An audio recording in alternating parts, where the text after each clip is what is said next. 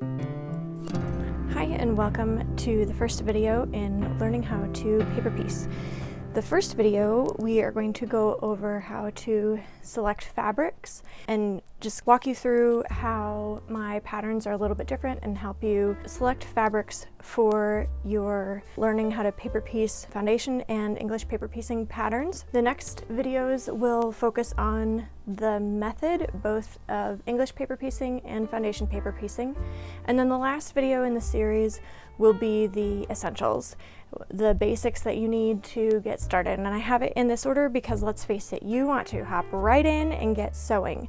So I have found that the best place to start is really with focusing on one item. It's really hard for us to focus on more than one thing at a time. So this is going to be just a really brief overview so that you can select your fabrics, dive in, and then start paper piecing. But I want you to really only focus on one thing, and the focus should be on the method, on learning how to either foundation or English paper piece, and then really dive in to exploring color and how you are going to make your quilt and all of that sort of wonderful stuff. But this, I want you to just use the fabrics that are in your scrap box so that you don't feel like you're wasting anything.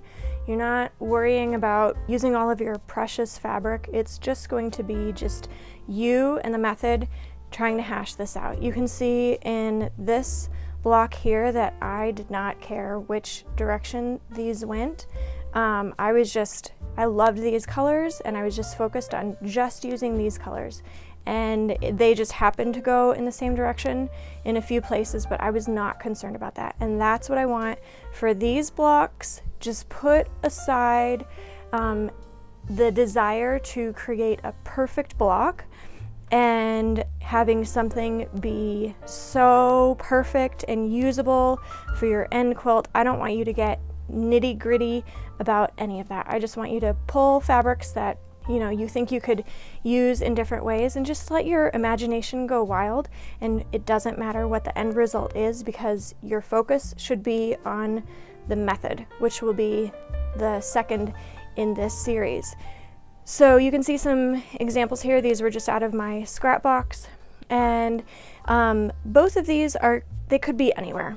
I wanted them to be so generic that they could represent anywhere on your travels. You could have these be mountain ranges, as I've shown here. They could be beautiful red rocks from Capitol Reef or Grand Canyon. These could be hills, or they could be trees, or they could be more rocks. And then obviously these are probably more predominantly going to be trees, although I did have one of my quilters reach out and she thought it would be a really great mountain stream. So let your imagination run wild. You could also have this section be the color of here. But again, I'm going to show you just some really basics for picking out fabrics, but I don't want you to fuss a lot over this. No stress. Just keep it really lighthearted. Like I said, pull from your scraps just so that you can have a really fun time learning how to paper piece. This is my absolute favorite method, both English and foundation, because they are so precise and so accurate. I want you to have the same joy. So let's dive in. We'll put these just over here, and we're going to talk about how to select fabrics and what it looks like inside of the pattern. So in the pattern, you will notice that there are Kona swatches, and Kona is a brand with a lot of really, really lovely fabrics here. This one is with the actual fabrics. You can see all of these wonderful, wonderful colors. And then they also have a printed version on fabric. So let's just take these, and again, I don't want you to get hung up on these too terribly much, because it just doesn't matter what colors I have chosen and what colors you are going to choose. Whatever you choose is going to come out really, really beautifully. But I put little swatches and the Kona colors for people who really want to know what color did you use there. Then they have a kind of a guideline. But what you will notice from this is the one that's printed on fabric. The colors are just a little bit different than they are in real life. And let's see if you can see this.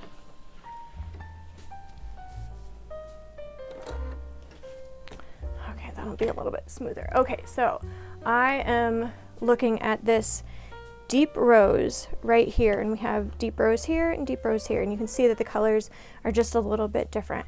So when I select fabrics inside of your pattern, I base them off of the actual swatch instead of the printed swatch, but you could use either one of them and they would turn out really, really marvelously. So this is probably less than $12. I think I paid about that, and it's all of the colors that they've got. It's the same ones as here, but these are digitally printed, so they're going to be a little bit grainier, a little bit different. So then what you're going to do is, let's work backwards. Let's say that I was going to select this. So this is what I do when I am selecting fabrics in the pattern. I just kind of match them up here, and I would say that based on, you'll see something different because the camera always shows something a little bit different. I would say that this fabric is between kind of a Valentine and a British pink. So on the swatch that's printed or on your computer, I recommend looking on, if you don't want to invest in either one of these, I would look on a screen and determine, oh, that's pretty close to this. So I'm going to say that Valentine is the closest. So then I would go through my stash and I would say, oh, okay, Valentine, 451 Valentine. So I'm going to look for things through my stash and I would say, oh, you know, this blue obviously is not the right color. Oh, this is not the right color. And then I would land on something that is really similar. But let's say that I don't have one that is similar. Use your imagination. It's all going to work out really, really well. I want you to trust your instincts. You know how to dress yourself every day, and you are going to do just fine. If you need more help, I have a few resources on my website. The first one is a fabric starter guide with, I think it's 17 of my favorite color swatches that I use almost all the time. And then the second resource is an art quilt handbook, and I go into detail about what I look for with fabrics and what I try to stay away from. And that has lots and lots of really great pictures to help you identify, oh, this is going to be really good, this is not maybe so good. There are swatches in there, and there's lots of space for you to write your ideas as I tell you different things in the book.